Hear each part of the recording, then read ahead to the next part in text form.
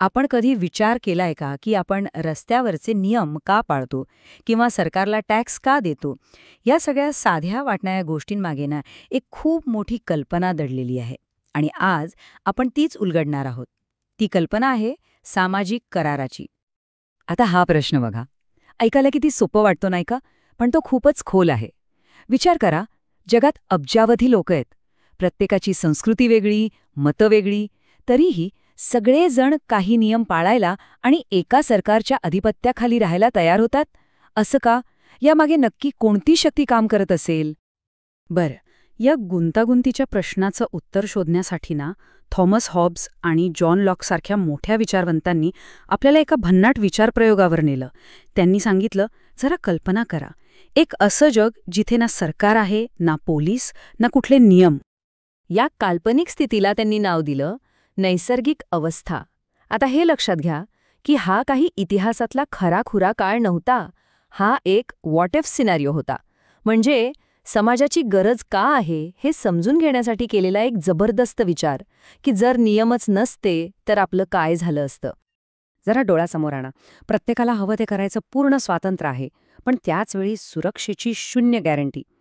फक्त एकच नियम चालतो, माईट इज राईट, म्हणजे ज्याच्या हातात ताकद तोच बरोबर. अशा जगात काय असेल? सततची भीती, असुरक्षितता आणि प्रगती, ती तर जवळजवळ अशक्यच.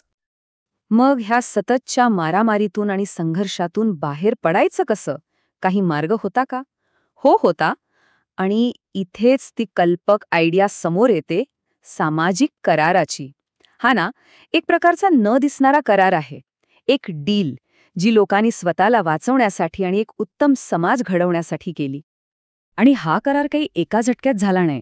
तो 2 महत्वाच्या स्टेप्समध्ये विभागला गेलाय. पहिली स्टेप काय? तर लोकांनी ठरवलं की आपण एकत्र येऊया, एक समाज म्हणून राहूया. आणि दुसरी स्टेप, त्या समाजाने ठरवलं की आपल्या संरक्षणासाठी आणि नियम लागू करण्यासाठी आपण एका सरकारला अधिकार देऊया. याच 2 स्टेप्समधून समाज आणि सरकार यांचं नातं तयार होतं. म्हणजे सोप्या भाषेत सांगायचं तर हा एक सौदा होता. मी माझं थोडं स्वातंत्र्य सोडायला तयार आहे. उदाहरणार्थ मला हवं तसं गाडी चालवण्याचं, पण त्या बदल्यात मला सुरक्षित रस्ते आणि कायद्याचं संरक्षण हवं. बस हाच तो बेसिक व्यवहार आहे ज्यावर आज प्रत्येक आधुनिक समाज उभा आहे. पण थांबा, हा करार म्हणजे काही ब्लँक चेक नाहीये. लोकांनी सरकारला अमर्याद अधिकार दिलेले नाहीत. नाही. ह्या कराराच्या अटींमधून एका खास प्रकारच्या सरकारचा जन्म होतो. असं सरकार जे नागरिकांच्या हक्कांचा आदर करतं. आणि यालाच म्हणतात उदारमतवादी राज्य. आणि हा फरक खूप मोठा आहे बरं का. हुकुमशाही राज्यात काय होतं? लोक राज्याची सेवा करतात. पण उदारमतवादी राज्यात चित्र अगदी उलट आहे. इथे राज्य लोकांची सेवा करण्यासाठी, त्यांच्या हक्कांचं रक्षण करण्यासाठी अस्तित्वात येतं. म्हणजे सरकार मालक नाही तर लोकांचा सेवक आहे. किती मोठा फरक आहे बघा. अशा राज्याची काही बेसिक तत्त्वं आहेत.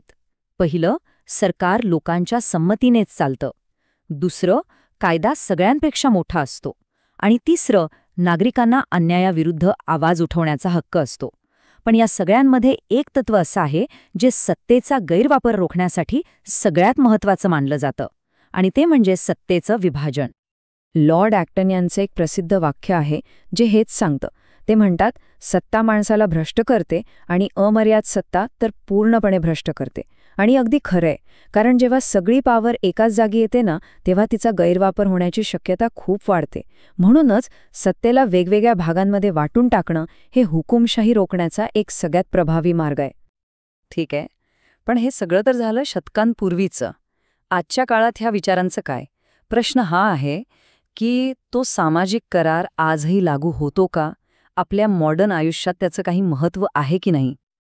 विचार करा, आपण जन्माला आलो तेव्हा आपल्यापैकी कोणीही कुठल्या करारावर सही केली नव्हती.